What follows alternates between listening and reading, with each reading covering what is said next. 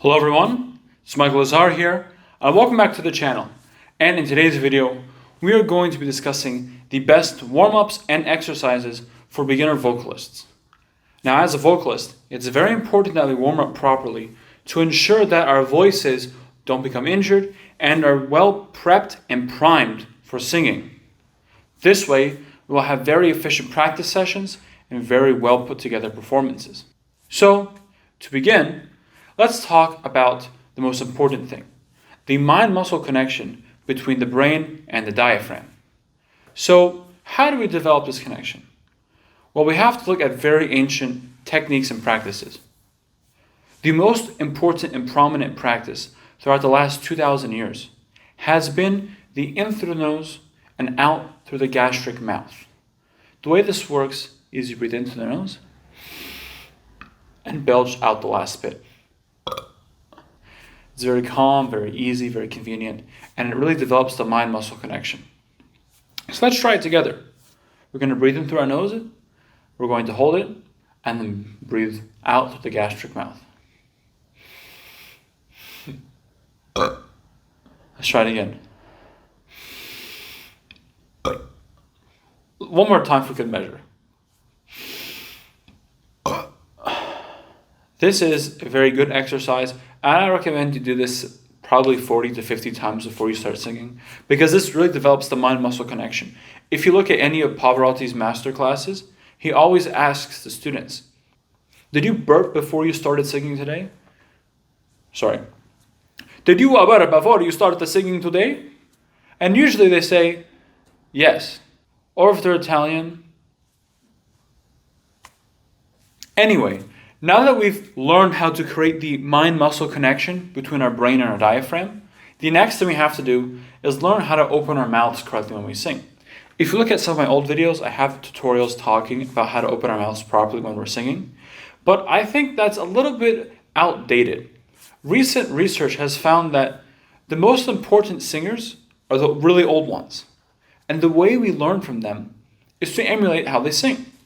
So if you go to your local church, you might find the oldest guy in the choir probably has a couple teeth missing. So the way we emulate their sound quality and their sound production to create such a beautiful sound is to tuck our teeth or our lips behind our teeth. So let me give you an example. Ma, ma, ma, ma, ma, ma, ma, ma, ma. Now originally it would sound like this. Ma, ma, ma, ma, ma, ma, ma, ma, ma. But in my opinion, that's a little bit of a weird sound, a little bit too much vibrato, too much resonance, too much body to the voice. When you do this, mo, mo, mo, mo, mo, mo, mo, mo, mo, it's a lot more mellow, a lot more beautiful sounding, and honestly, a lot less ugly. So to do this exercise, we're going to do that exercise, the mo, mo, mo, mo, mo, mo, mo, mo, mo. But we're going to go down. So we're going to start around middle C, mom, and work our way down all the way to the bottom of our range. So one thing I like to do is use subharmonics. So mom, mom. Whenever we do subharmonics, we can brag about how low we can go. Because as vocalists, the most important thing is impressing our colleagues and flexing on them. So let's start the exercise. Ma, ma, ma, ma, ma, ma, ma, ma, ma, and down. Ma, ma, ma, ma, ma, ma, ma, ma, ma. Let's try one more time. Ma. And you might ask yourself, this does not sound right. It sounds kind of weird and ugly. In reality, that's just the devil tormenting you with bad thoughts. In reality, you sound better than all of your peers and companions combined. In fact, you probably sound better than most of your professors, and you sound better than most professional vocalists. In fact, most people use autotune nowadays. So honestly, if you can point out that your natural lower range is better than most people's autotune vocal ranges, you're in good hands. Now the next exercise is going to work the opposite extremity of our range, the upper range. Because remember, our whole point with doing vocal exercises and warm-ups is to increase our range. We want to be able to sing as low as possible and as high as possible. So how high do we want to sing? Well, it depends. We know that the most impressive vocalists can sing high intervals like octaves and sevenths and sixths perfectly. But we want to be better than the best vocalists. In fact, the way we get better than the vocalists that can sing an octave perfectly, the way we get better than them is to sing a ninth perfectly. So this exercise is very useful. We're going to sing up a ninth, down a seventh, up a ninth, down a seventh. And we're going to continue all the way to the top of our range. So I always like to start middle C, or if you're a guy, you can start an octave lower. Ma. We're going to make sure we're emulating the good vocal technique that we were reproducing earlier. Ma, ma, ma, ma, ma, ma, ma, ma. Now, if you want to keep going, you can. Ma, ma, ma, ma, ma, ma, ma, ma, ma. Now, if it sounds like what I'm doing hurts, it kind of does hurt. But you have to remember, the whole point of this exercise is to brag about how high we can sing. So if those high notes don't hurt, then you're not trying hard enough. You're going to keep going and going and going and going. If those high notes aren't coming out, then make them come out. An ancient technique is to grab one of your hair follicles and pull it. Ma! Or, if you're like me and don't have hair, you can use your beard. Ma! Ma! Works very well. Now that we've learned how to open our mouth properly, how to develop a proper mind-muscle connection, and how to utilize our lower and upper range, the most important thing we have left to talk about is our runs. Because we know as vocalists, the most important thing we can do is to impress our audience. And the best way to impress our audience is by having very clean runs.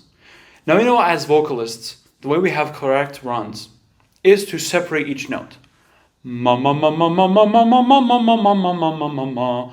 And if we stop accenting or enunciating each syllable, it'll sound like this. Ma.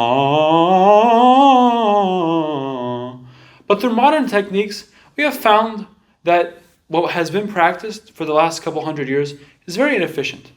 What we have to do is look at our hunter and gatherer ancestors for their answer. And we know as hunters and gatherers, a lot of times we have to tiptoe to the plants or tiptoe to the prey to sneak up on the plants or sneak up on the prey. So to this exercise, we're going to be bouncing on our toes for each note. And this will help create separation between each note. So let's try the exercise with this in mind. Ma. Again. Ma. Another one. Ma. Now, we can see that already by the third one, my voice was so much better than the first one. It's honestly insane. But one thing I did forget to do was incorporate that weird mouth opening technique. Let me try it again.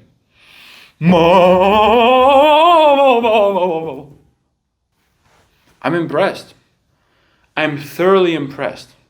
That was one of the best times I've ever done it, and I'm really impressed by the outcome. In fact, you will be impressed with these outcomes. Because remember, these vocal techniques are so we can become better vocalists, and that we can flex on our friends.